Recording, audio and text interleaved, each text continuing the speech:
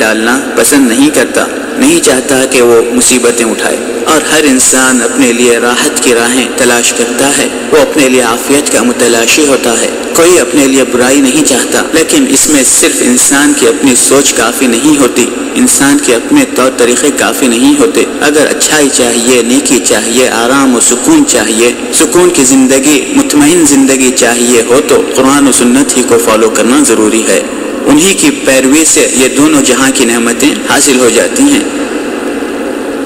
خیر، بات چل رہی تھی کہ جنات کے لیے اس طرح انسانوں کو بھی ذبح کر دیا جاتا ہے۔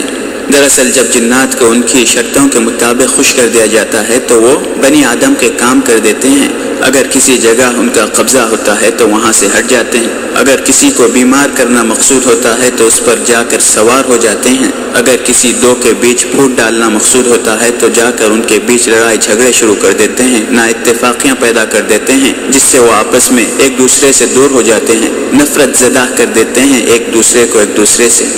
کیونکہ ایک تو وہ نظر نہیں آتے، دوسرا اللہ نے ان کو یہ بھی قدرت عطا کی ہے کہ وہ انسانوں کے جسموں میں داخل ہو جاتے ہیں، ہر دو لحاظ سے جسم سے باہر رہ کر بھی اپنا اثر کرتے ہیں اور جسم میں داخل ہو کر بھی انسان کی طبیعت اور اس کے مزاج پر اثر انداز ہوتے ہیں۔